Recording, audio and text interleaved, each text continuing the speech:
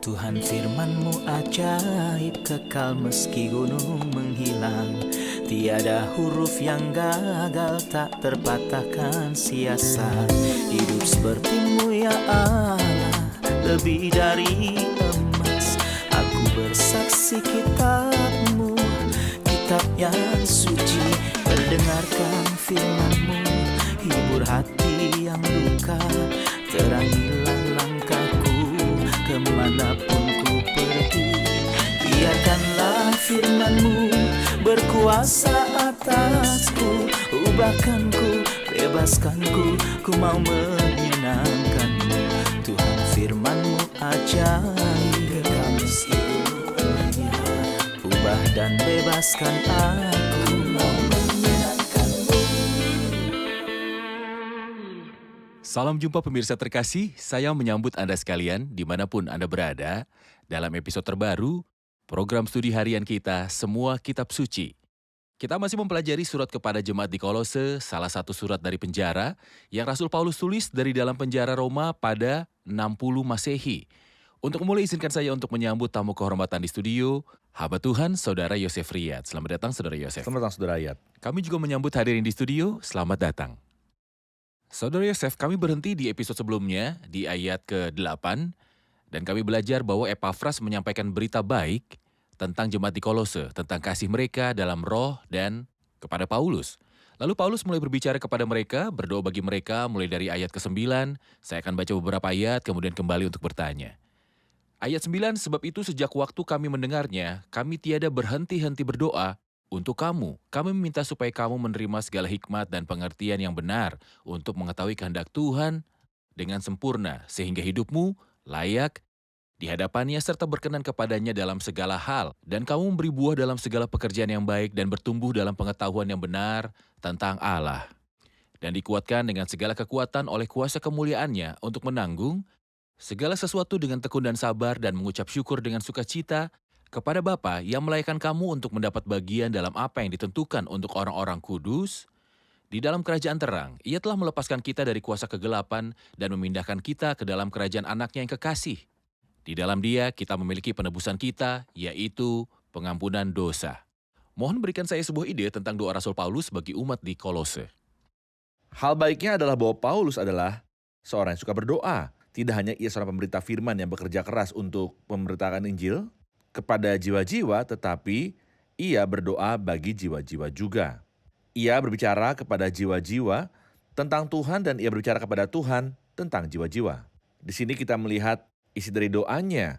Ia berkata, sebab itu sejak waktu kami mendengarnya, kami tiada berhenti-henti berdoa untuk kamu. Kami meminta supaya kamu dipenuhi dengan pengetahuan akan kehendaknya. Ngomong-ngomong, kata pengetahuan adalah kata kunci dalam surat Kolose yang disebut sebanyak 9 kali karena kaum Gnostik memulai dampak efektif mereka pada orang-orang percaya dengan mengklaim bahwa mereka mendapat pengetahuan yang tidak ada di dalam firman Allah. Ia akan memberitahu kita bahwa semua pengetahuan ada dalam Alkitab dan kita tidak membutuhkan apapun di luarnya. Oleh karena itu, ia meminta agar mereka dipenuhi dengan pengetahuan tentang kehendak Allah dalam semua hikmat dan pengertian rohani, sehingga hidup layak di hadapan Tuhan sepenuhnya berkenan kepadanya, menghasilkan buah dalam setiap pekerjaan baik. Saya butuh komentar Anda tentang para pendoa.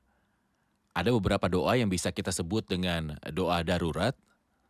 Artinya bahwa seseorang akan berdoa ketika umat Tuhan berada dalam kesusahan atau ketika ia diminta untuk berdoa.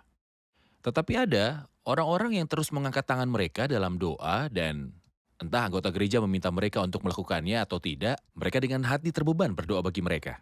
Mohon beritahu kami tentang pengaruh dari jenis doa yang berkelanjutan. Ia berkata di sini, kami tidak berhenti berdoa bukan hanya karena diminta. Nah, saudara Ayat, saya pikir kita melihat ini dalam diri Nabi Samuel. Ketika mereka berkata kepadanya, berdoalah untuk hamba-Mu kepada Tuhan. Ia menjawab, jauh dariku bahwa aku harus berdosa terhadap Tuhan dengan berhenti berdoa untukmu dan aku akan memberi petunjuk kepadamu dengan cara yang baik dan benar. Maka ada pendoa para hamba Allah sejati yang merasa bahwa jika mereka berhenti berdoa bagi orang-orang kudus seolah-olah mereka telah berdosa terhadap Tuhan. Dan Samuel berkata, jauh daripadaku untuk berdosa kepada Tuhan. Artinya, jika aku akan berhenti berdoa bagimu, maka aku telah gagal menggenapi misiku untuk melayani tujuan Allah dalam angkatanku sendiri. Untuk berdoa bagi mereka bukan hanya untuk menyediakan firman Allah bagi mereka.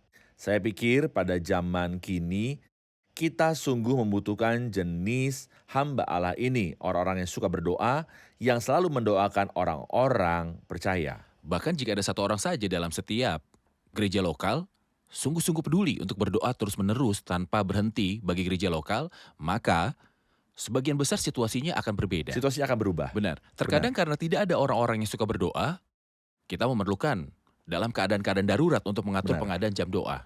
Dan bahkan ketika itu diatur, kita mungkin tidak menemukan orang berdoa dengan cara Ya. yang memuaskan Tuhan. Itu benar.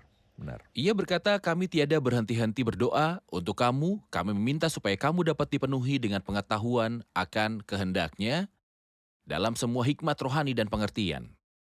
Apa yang dia maksud dengan dipenuhi dengan pengetahuan akan kehendak-Nya? Nah, ini berarti tidak hanya mengetahui kehendak, tetapi sepenuhnya memahami kehendak ini. Ia berkata, Paulus Rasul Kristus Yesus oleh kehendak Allah. Dan dalam surat Efesus ia berkata, ia telah menyatakan rahasia kehendak-Nya kepada kita.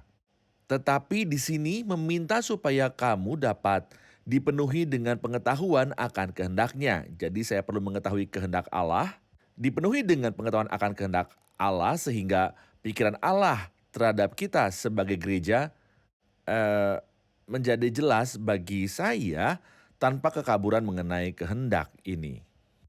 Beberapa orang yang terkena krisis dalam hidup, misalnya seseorang yang memiliki penyakit, lalu dia berdoa, aku tahu bahwa kehendak-Mu adalah agar tubuhku bebas daripada penyakit.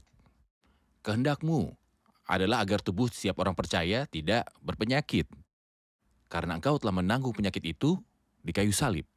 Pertanyaan saya, apakah doa ini dianggap sesuai dengan kehendak Tuhan? Faktanya kita harus ingat bahwa tubuh kita belum ditebus dan itulah sebabnya tubuh mati, bukan? Ia sakit dan mati. Mari kita tunda masalah penyakit, tapi mengapa tubuh mati? Tubuh mati karena belum ditebus dan karena tubuh belum ditebus maka dapat terkena penyakit. Alkitab mengatakan tentang Elisa yang perkasa, menderita sakit yang menyebabkan kematiannya. Jadi dia meninggal karena sakit meskipun dia melakukan banyak mujizat besar. Rasul Paulus menderita penyakit di dalam tubuhnya. Timotius sering menderita sakit. Mengenai gagasan bahwa kehendak Tuhan adalah agar aku tidak sakit, itu akan terjadi tapi tidak sekarang ketika tubuh ditebus. Bagaimanapun, bukan ini yang dibicarakan Rasul Paulus di sini. Ia berbicara di sini tentang misteri tentang kehendak-Nya untuk mengumpulkan segala sesuatu dalam Kristus. Allah memiliki proyek mengenai Kristus. Dan saya harus peduli dengan ini. Bukan dengan apakah kehendak Tuhan adalah saya sakit atau tidak. Saya bisa jatuh sakit. Lihatlah dia yang engkau kasihi sakit. Trofimus sakit, Epafroditus sakit, dan hampir mati. Jadi gagasan bahwa orang percaya tidak sakit tidak memiliki dasar firman Allah. Ini akan terjadi tapi tidak sekarang. Ini akan terjadi ketika tubuh ditebus, menantikan pengangkatan sebagai anak, yaitu penebusan tubuh kita. Namun di sini ia berbicara mengenai rahasia kehendak Allah mengenai Kristus dan gereja. Oke, Kita harus memahami ini dengan baik. baik. Kita rehat sejenak dan kembali untuk melanjutkan studi. Pemirsa terkasih, kami akan segera kembali setelah rehat. Doa Rasul Paulus untuk orang-orang percaya di Kolose adalah salah satu doa yang paling indah dalam Alkitab. Pada awalnya, Paulus membacakan permohonan dan kemudian bersyukur kepada Tuhan untuk hal-hal yang Dia telah lakukan bagi kita. Hal pertama, Rasul Paulus doakan agar mereka dipenuhi dengan pengetahuan.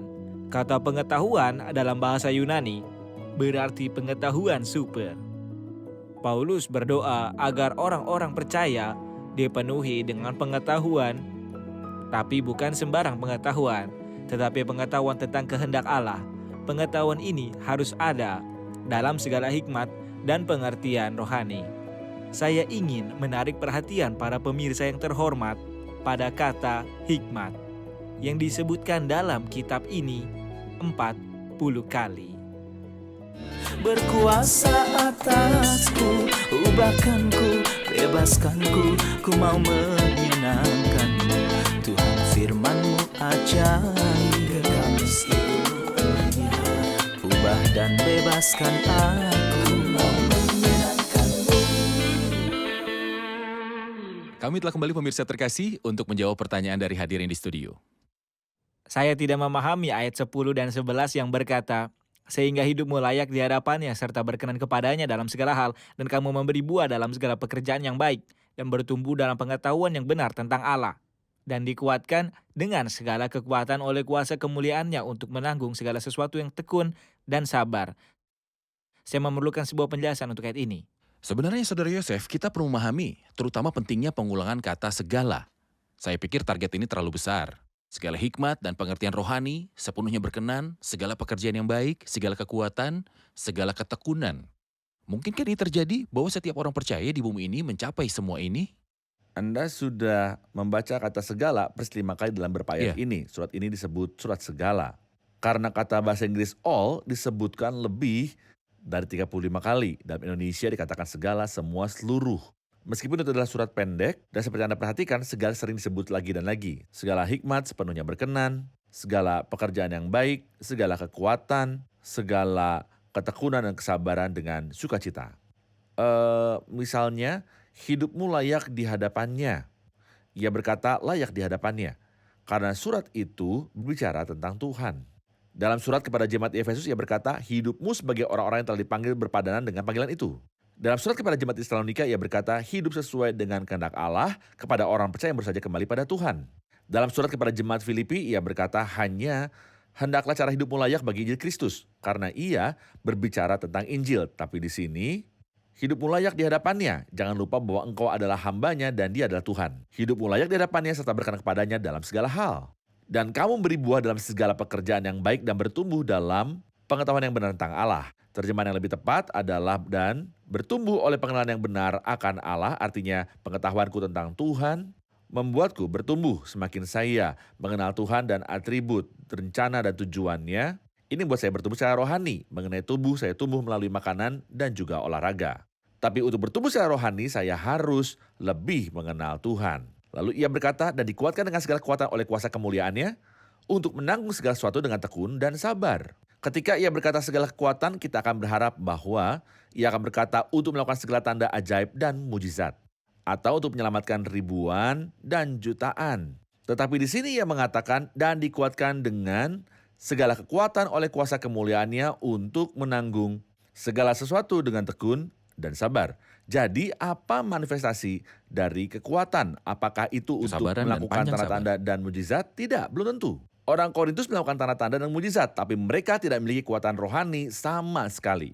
Jadi memiliki ketekunan dalam kesulitan-kesulitan dan kesabaran bagi jiwa-jiwa adalah kekuatan batin yang Paulus doakan agar orang-orang percaya bertumbuh. Ketika orang berbicara tentang ketekunan atau menggambarnya sebagai karikatur, mereka menyamakannya sebagai pohon kaktus. Dan persepsi umum tentang ketekunan terkait dengan penderitaan dan juga kesedihan. Tetapi di sini ia mengatakan bahwa ada sesuatu yang disebut dengan ketekunan dan kesabaran dengan sukacita. Di mana dan bagaimana bisa sukacita dan ketekunan sekaligus? Anda tidak akan pernah menemukan ini kecuali di dalam Kristus dan hanya dalam Kristus. Filosofi dan hikmat manusia mengatakan saya akan bertekun sampai ketekunan tahu bahwa saya tekun untuk sesuatu yang lebih pahit dari ketekunan. Ini berarti, ya Tuhan, aku harus menanggung apa yang Engkau izinkan untukku. Tetapi ketekunan dengan sukacita atau pencobaan dengan sukacita, sesudahku anggaplah sebagai suatu kebahagiaan apabila kamu jatuh ke dalam berbagai-bagai pencobaan. Itu dapat Anda temukan kecuali di dalam Kristus. Saya ingin bertanya tentang ketekunan dan kesabaran. Apakah sinonim ini untuk kata yang sama? Ketekunan adalah untuk kesulitan-kesulitan, kalau boleh dikatakan, dan kesabaran adalah untuk orang-orang. Keadaan-keadaan membutuhkan ketekunan. Orang-orang membutuhkan kesabaran. Oke, dan kesabaran adalah salah satu buah Roh Kudus. Tentunya. Oke. Ayat berikutnya 12, dan mengucap syukur dengan sukacita kepada Bapa yang melayakkan kamu untuk mendapat bagian dalam apa yang ditentukan untuk orang-orang kudus dalam kerajaan terang. Apa yang telah Bapa lakukan untuk kita dan apa yang seharusnya kita lakukan? Nah, dia berkata di sini mengucap syukur dengan sukacita kepada Bapa yang melayakkan kamu. Syukur kepadanya. Karena ia telah meletakkan kita untuk sesuatu yang tidak pernah kita impikan, yaitu untuk mendapat bagian dalam barisan orang kudus dalam terang, lingkungan terang. Kita tahu bahwa Allah adalah terang. Dan ia berada dalam terang yang tidak dapat dihampiri. Kita menjadi ada dalam atmosfer yang mulia ini setelah sebelumnya kita berada dalam kegelapan. Memang kamu dahulu ada kegelapan, tapi sekarang kamu adalah terang dalam Tuhan. Sebab itu hiduplah sebagai anak-anak terang. Bapa yang melayakkan kamu untuk mendapat bagian dalam apa yang ditentukan untuk orang-orang kudus di dalam kerajaan terang. Ia telah melepaskan kita dari kuasa kegelapan dan memindahkan kita dalam kerajaan anak yang kekasih. Tuhan dalam sifatnya adalah terang dan kasih. Jadi dia membawa terang dan kasih pada kita. Dan setelah kita hidup dalam kegelapan, kita telah dipindahkan untuk mengambil bagian warisan tentang orang-orang kudus dalam terang. Kita sebelumnya berada dalam lingkaran kebencian, permusuhan, dan iri hati. Tapi kita dipindahkan ke dalam kerajaan anak yang terkasih.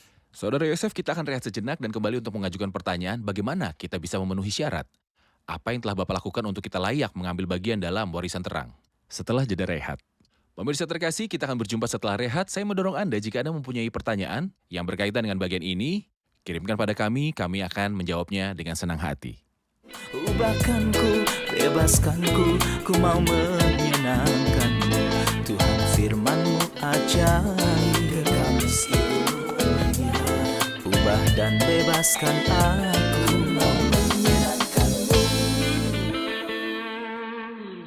Kami telah kembali pemirsa terkasih untuk melanjutkan studi kita dalam kitab Kolose pasal pertama.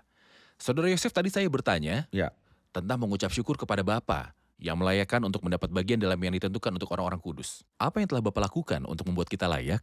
apakah Anda ingat hasil pertama dari dosa?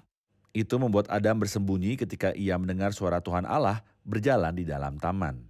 Hubungan antara manusia dan Tuhan terputus.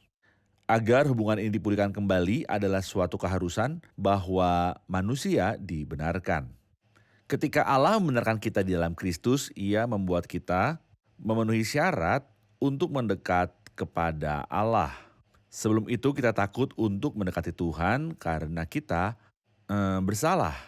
Dan mata Tuhan lebih murni daripada melihat kejahatan dan kita bahkan akan melarikan diri ketika tidak ada yang mengejar. Ketika Allah menyelubungi kita dengan Kristus, itu seperti ketika ayah dari putra yang kembali dari negara yang jauh dengan berkata bahwa dengan cepat jubah terbaik dan kenakan padanya. Ketika kita mengenalkan Kristus, kita menjadi memenuhi syarat untuk mendapat bagian warisan orang-orang kudus dalam terang. Yang melayakkan kamu untuk mendapat bagian dalam apa yang ditentukan untuk orang-orang kudus dalam kerajaan terang, ia telah melepaskan kita dari kuasa kegelapan dan memindahkan kita dalam kerajaan anaknya yang kekasih. Apa yang dimaksud dengan kerajaan anaknya yang kekasih? Kita tahu bahwa kerajaan Allah di zaman sekarang memiliki lingkaran dispensasi yang luas yang kita sebut kerajaan surga. Pernyataan ini tidak disebut kecuali dalam Injil Matius saja, di mana disebutkan sekitar 32 kali. Injil ini berbicara tentang kerajaan surga dalam aspek dispensasional, di mana ada lalang dan gandum, gadis-gadis bodoh, dan gadis-gadis bijaksana. Ini hanya berarti bahwa ada orang-orang percaya sejati dan orang-orang percaya yang hanya mengaku orang-orang Kristen sejati dan orang-orang Kristen nominal. Di sini ia berbicara tentang lingkaran yang real, yang adalah orang-orang percaya yang real atau gereja saja. Gereja ini dengan konsep gereja yang benar dan bukan gereja nominal umum mewakili kerajaan putra terkasihnya. Kerajaan ini adalah lingkaran di mana Allah memerintah tetapi dengan kasih. Apakah ini kerajaan dalam keadaan rahasia? Tidak. Apa yang ada dalam keadaan rahasianya adalah kerajaan surga. Kerajaan surga adalah apa yang termasuk yang saleh Keduanya dan palsu. termasuk tepatnya. Namun kerajaan Allah mempunyai sebuah aspek moral. Iya, Yang tentangnya ia berkata misalnya dalam Roma 14, kerajaan Allah bukanlah soal makanan minuman, tapi soal kebenaran, damai sejahtera, dan sukacita oleh Roh Kudus. Tapi di sini dia berbicara tentang aspek otoritas di kerajaan. Tetapi otoritas ini adalah otoritas kasih. putranya yang Kerajaan terkasih. putranya yang terkasih. Dia memberikan perintah tapi semuanya adalah kasih. Jika ada istri yang mengasihi suaminya ketika dia minta sesuatu padanya, dia tidak akan menganggapnya sebagai beban, melainkan menganggapnya sebagai hak istimewa bahwa dia tahu apa yang diinginkannya sehingga dia akan melakukannya.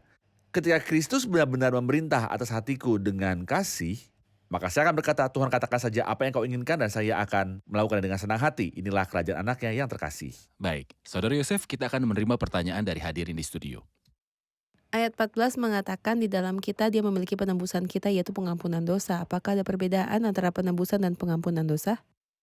Saudara Yosef, apakah ada perbedaan antara penebusan dan pengampunan dosa?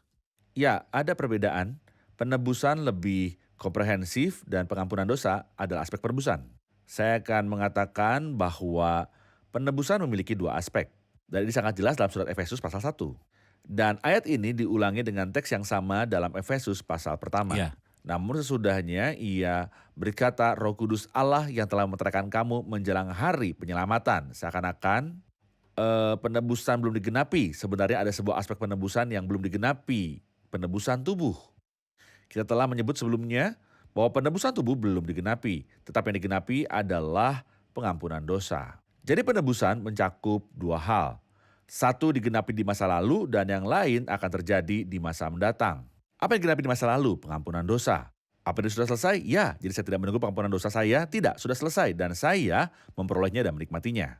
Jadi penebusan mana yang saya tunggu? Saya menantikan penebusan tubuh yang mencakup perubahan dan pelepasan tubuh. Ini termasuk kebebasan dari berbagai penyakit dan semua yang berhubungan dengan tubuh ini yang belum ditebus. Jadi penebusan adalah kata yang lebih luas yang mencakup dua berkat. Sebuah berkat di masa lalu dan berkat di masa datang. Berkat masa lalu adalah pengampunan dosa dan berkat di masa mendatang adalah penebusan tubuh. Dikatakan tentang penebusan tubuh, penebusan oleh kuasa. Penebusan berdasarkan darah, Benar, lalu dilengkapinya penebusan oleh kuasa. benar. Inilah yang terjadi dengan bangsa Israel. Mereka ditebus dengan darah anak domba Paskah di tanah Mesir. Lalu mereka berpindah lewat terbelahnya Laut Merah dan menyeberang ke sisi lain. Dan ini disebut dengan penebusan oleh kuasa. Penebusan oleh kuasa, Oke. benar. Tentang pengampunan dosa, ia berkata tentang hal itu di dalam siapa kita memiliki penebusan melalui darahnya. Tentang pengampunan dosa, atas dasar apa Allah mengampuni dosa? Bahkan saudara Yosef, pengampunan dosa adalah urusan semua orang. Ya. Banyak orang melakukan perjalanan ke tempat-tempat yang jauh agar dosa-dosa mereka diampuni. Dan yang lain membayar uang agar dosa-dosa mereka diampuni. Bagaimana Allah mengampuni dosa manusia? Nah, ada ayat yang jelas dalam Ibrani 9, tanpa penumpahan darah tidak ada pengampunan dosa. Dikatakan bahwa surat Ibrani mencakup tiga hal yang pasti.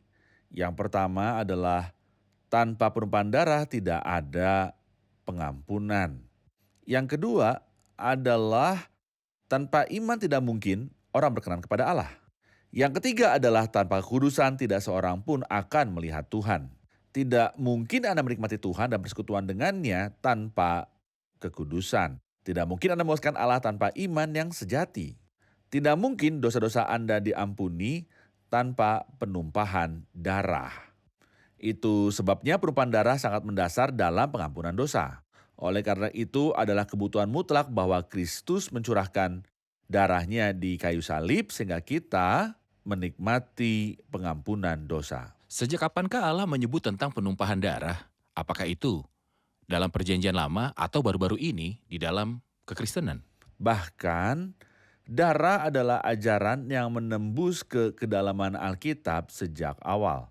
Tapi mungkin pasal yang paling jelas yang berbicara mengenai nilai darah dalam pengampunan dan juga penebusan adalah peristiwa Domba Paskah.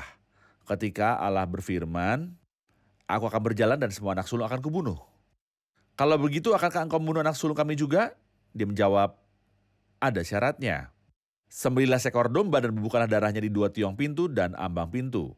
Dengarkan apa yang ia katakan. Apabila aku melihat darah itu, maka aku akan melewat daripada kamu. Ia bisa saja berkata, letakkan daftar moralmu atau spanduk bertuliskan segala perbuatan baikmu, atau uang di bankmu atau pekerjaanmu apapun. Tidak sama sekali. Tapi ia berkata, apabila aku melihat darah itu, maka aku akan melewati daripada kamu. Jadi seperti yang disebutkan dalam Imamat 17, karena darah itulah yang Untuk mengadakan jiwa. pendamaian bagi jiwa. Seperti yang saya katakan, ini meresap sejak sebelumnya dari zaman Nuh. Ada sesuatu yang dilakukan orang dalam banyak agama dan mereka tidak tahu alasannya. Itu ada dalam agama Kristen dan agama-agama lain. Apa itu? Jangan minum darah. Tuhan berkata kepada Nuh dalam Kejadian pasal 9, jangan makan darah. Darah adalah milikku. Mengapa orang menahan diri dari makan beberapa korban dicampur dengan darahnya? Mereka tidak tahu alasannya, tetapi karena darah mengadakan pendamaian dan perantaraan nyawa. Dan Tuhan berkata darah adalah milikku, ini disebutkan dalam Kejadian pasal 9. Oke. Dan jelas juga bahwa penebusan adalah oleh darah dalam kisah Abraham dan putranya. Benar.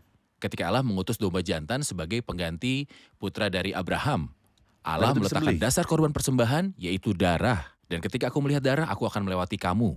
Tidak ada keselamatan dan pengampunan kecuali oleh darah, dan tanpa penumpahan darah, tidak ada pengampunan dosa. Tidak akan Jadi, berhasil jika mati karena sengatan listrik. Tidak sama sekali. Tidak bisa. Tidak, itu harus disembelih. Harus disembelih. Mengapa? Agar darah Tanpa ditumpahkan. penumpahan darah tidak Tanpa ada penumpahan darah pengampunan tidak ada dosa. pengampunan. Alkitab berkata tanpa penumpahan darah tidak ada pengampunan. Dan di sini ia berkata Pengampunan. sebab di dalam dia dan oleh darahnya kita beroleh penebusan yaitu pengampunan dosa. Allah telah menaruh dasar bagi penebusan dan pengampunan dosa. Benar. Terima kasih Saudara Yosef, Tuhan memberkati. memberkatimu. Kita dengarkan komentar dari hadirin. Amin. Apa manfaat yang telah Anda dapat? Saya sangat tersentuh oleh jenis doa yang Paulus naikkan. Ia berdoa agar mereka dapat dipenuhi dengan pengetahuan tentang kehendak Allah, dan kehendak Allah yang dimaksudkannya bukanlah mengenai kehidupan pribadi kita, melainkan mengenai gereja dan bagaimana kita berjalan dalam kebenaran dan bertumbuh dalam pengenalan akan Tuhan. Kita perlu berdoa seperti itu untuk satu sama lain dengan sesama kita. Baik, Penebusan adalah hal yang lebih luas daripada pengampunan dosa. Pengampunan dosa digenapi oleh salib Tuhan Yesus, dan pada kedatangan Yesus yang kedua, kita akan menikmati bagian kedua, yaitu penebusan tubuh kita. benar. Oke. Saudara Atef? Tanda kekuatan kuasa dalam kekristenan bukanlah perbuatan supernatural, melainkan ketekunan dalam kesulitan dan penderitaan, dan kesabaran dengan sukacita dalam berurusan dengan orang-orang. Benar. Saudara Adel? Penebusan jiwa-jiwa sepenuhnya dilakukan, tetapi penebusan tubuh belum dilakukan. Tetapi akan segera digenapi pada kedatangan Tuhan Yesus kembali. Karena itu tubuh masih akan sakit dan menderita sampai saat Tuhan Yesus datang kembali dari surga bagi kita semua. Oke. Saudara Michael? Saya mengerti bahwa pengampunan dosa tidak diperoleh dengan berpergian ke negara-negara yang jauh atau membayar dengan uang. Tetapi tanpa penumpahan darah tidak ada pengampunan dosa, darah Tuhan Yesus Kristus. Benar. Pengampunan atas dasar tertentu. Saya suka definisi kerajaan anaknya yang terkasih bahwa saya berada di bawah wilayah kegelapan dan ia memindahkan saya ke lingkungan terang dalam kerajaannya. Jadi ia memerintah di hati saya dengan kasih dan saya melakukan apapun yang ia perintahkan kepada saya dengan kasih. Oke, bagus. Terima kasih Tuhan memberkati. Terima kasih Saudara Yosef. Kita Tuhan lanjutkan memberkatimu. diskusi di episode selanjutnya. Amin.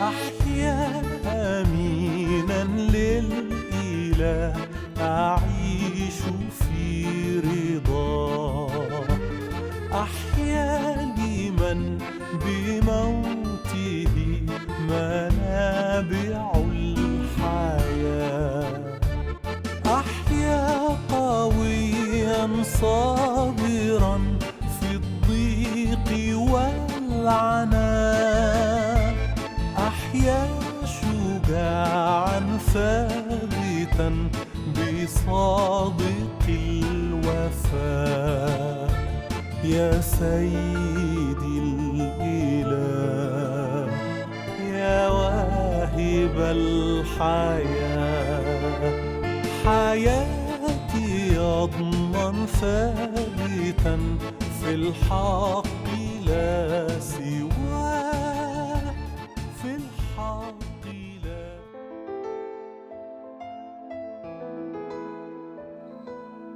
Tuhan firman-Mu ajaib, kekal meski gunung menghilang. Tiada huruf yang gagal, tak terpatahkan sia-sia. Hidup seperti-Mu ya Allah, lebih dari emas. Aku bersaksi kitab-Mu, kitab yang suci. Mendengarkan firman-Mu, hibur hati yang luka. Terangilah langkahku kemanapun ku pergi. Biarkanlah firman-Mu berkuasa atasku. Ubahkanku, bebaskanku, ku mau menyenangkan-Mu. Tuhan firman-Mu ajaib, kekal meski dunia. Ubah dan bebaskan aku.